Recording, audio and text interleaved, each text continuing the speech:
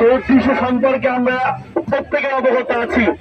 আমরা দেখতে পাচ্ছি সেই ফিলিস্তিন হামাস গাজার উপর মুসলমানদের উপর নির্যাতন করতে করতে এখন আমরা দেখতে পাচ্ছি আমার পার্শ্ববর্তী রাষ্ট্র ইন্ডিয়ার মুসলমানদের উপর নির্যাতন চলছে, ঠিক কিনা?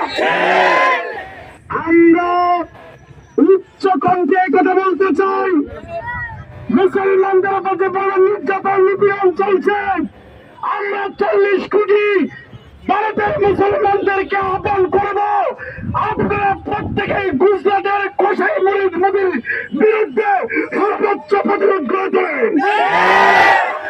বাঙালি মুসলমান 18 কোটি মুসলমান আপনাদের সাথে সমর্থন দিয়ে আমরা আপনাদের সাথে ওই কোসাই মুরিদের বিরুদ্ধে সর্বোচ্চ প্রতিরোধ গড়ে তুলব ইনশাআল্লাহ।